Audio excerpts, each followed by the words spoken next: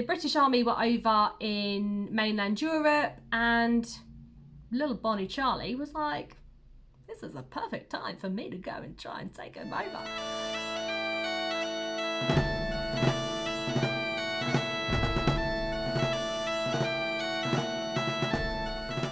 To story time with me, Chloe Gishesky at onemyjourney.com.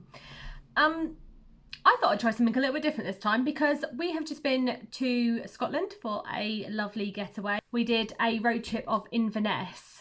So we flew into Inverness, hired a car, and then drove down to DRUMNADROCHIT, and it took me the whole 5 days to remember how to say that word.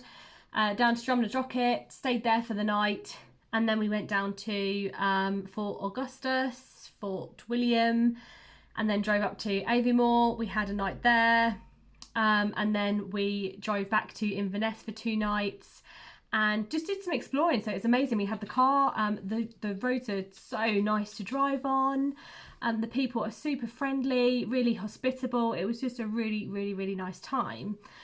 And the story that I want to tell you about today is a bit of history. I'm not really a historian, and I had no idea about this whatsoever, this part of history. But I tell you what, I have had so much fun learning about it. So I first started hearing about this part of history with the Jacobites when I was in Scotland, and I have done some research since I've been back, and yeah, I really enjoyed it. So maybe I'll do more of these, I don't know. So in case you're not sure of what the Jacobites are, they were a rebellion. Now, they had many different uprisings throughout the years. Basically, they stood for the Stuart family. But today, I'm going to tell you about the story of the rising of the Jacobites in the year 1745. That was 275 years ago. It's a long time, very long time.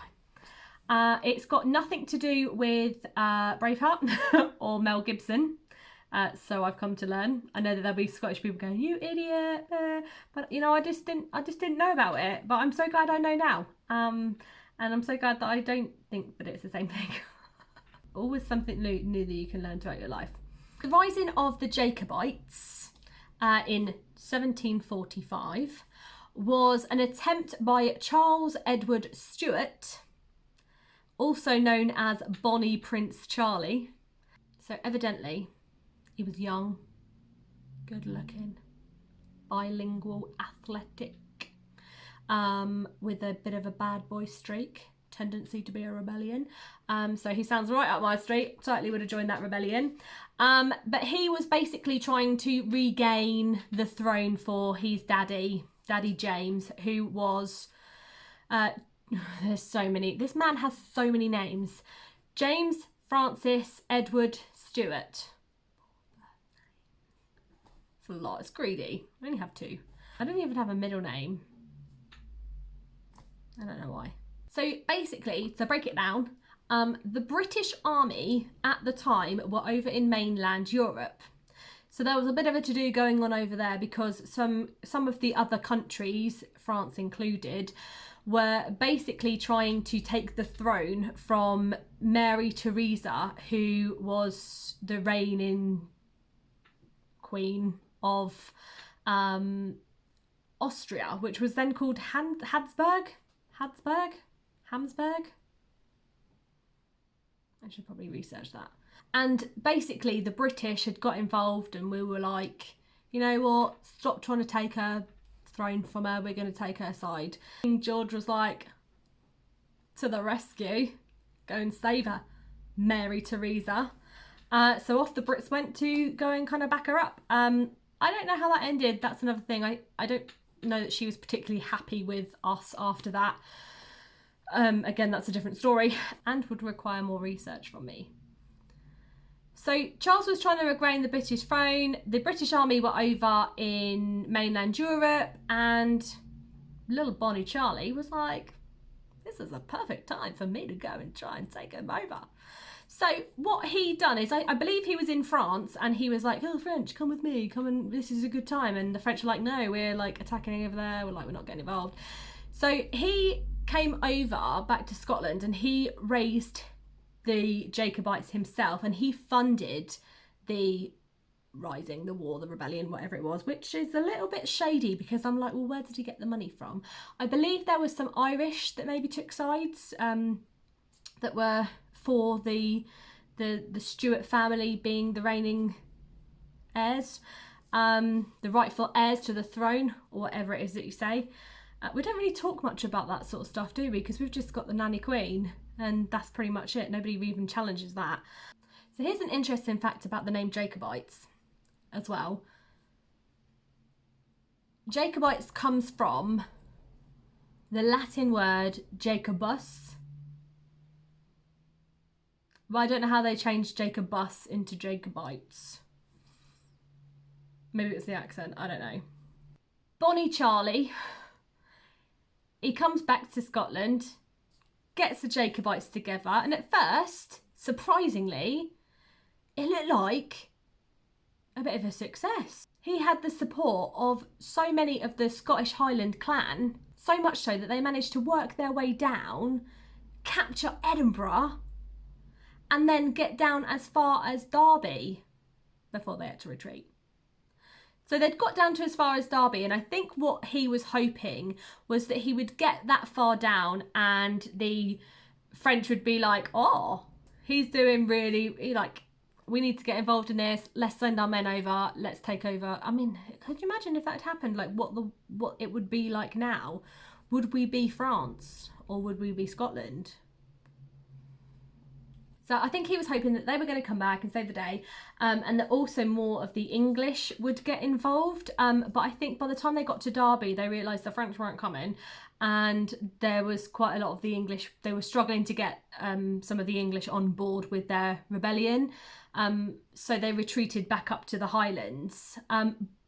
Also, in the meantime, the British government were like, right, he's doing our head in now. We're fed up with him. He's like, he's taken it too far. So they recalled 12,000 of their soldiers, troops, whatever they are. What do you call them back then? Warriors, I don't know. But they recalled them back to the UK to go and deal with old Bonnie Charlie. The final battle, because there was a final battle, and considering things are as they are, we can safely assume that the Jacobites were defeated, and if you assumed that, you'd be right, because they were. We did visit the battle site and it was so eerie. The final battle took place on the 16th of April 1746. So I believe, I don't know if you want to hear this or not, but Bonnie Charlie had raised the Jacobites, I think around the July of 1745. So it was nearly a year later that the final battle took place, and it took place on Drumnadrochit Moor, which is just outside of Inverness. So they were there for a year, okay, nearly a year that they were, ploughing through this. The final battle, it said that over 1,200 of the Jacobites were killed within an hour. A whole year that they were fighting for what they believed in, fighting for what they thought was right, only to die on the battlefield in an hour. And from what history says, it was horrific. Having stood up on that battlefield myself, and just being up there, it was so cold, it was so windy. They would have been horrific. I mean, it would have been April, but so it wouldn't have been like snow or anything, but I can imagine there would have been a lot of rain, so it would have been boggy. It would just have been horrible for them. And they were, they were outnumbered massively. The Brits brought back 12,000 of their troops.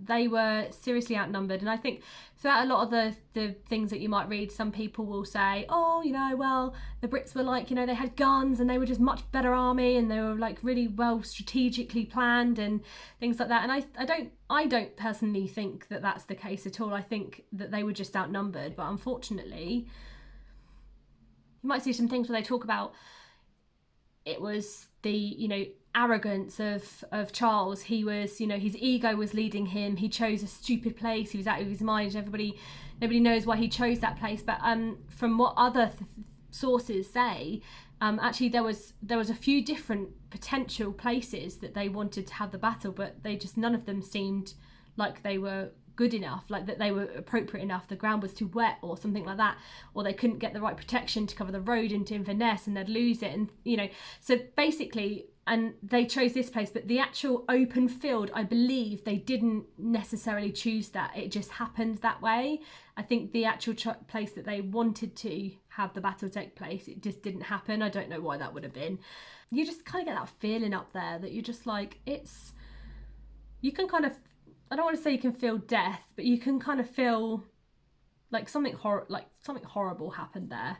But this is the thing with history is, you know, if we look back at, especially in Britain, we've got such a strong, long, complicated, brutal history, you know, that spans back years and years and years. And by the looks of it, it was pretty much like Game of Thrones back then. So, but it's so interesting. And I just thought, you know, I feel so kind of sad because, I mean, they were obviously fighting for something that they believed in, and we just don't have that now, do we? We just don't, we have it, but in a different way. You know, we don't have that, let's all go and meet on a field and bludgeon each other to death. We just, it's not like that anymore. It's more of a, let's go on Facebook and tell everybody how peed off we are. But it's just, yeah, it's just so interesting. And I just think if you get the chance to go and visit that part of the, you know, Scotland, it's absolutely beautiful. Like I say, the people are really, really kind and nice. The roads are lovely to drive on. You might be sitting there thinking, yeah, but did you see the Loch Ness Monster? No, I didn't. But I met a guy called Alistair whose dad saw it 37 years ago. So I hope you enjoyed this story. I hope you found it interesting. Look, guys, if there's anything that I've missed, that you think you should have put that in there, then by all means, drop it in the comments. If there's something that you thought was interesting, drop it in the comments.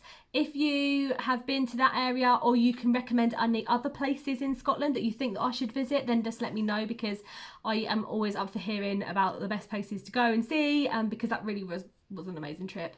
And of course, if you like the video, like, share, subscribe, all that jazz, and have a awesome day. Thanks for watching.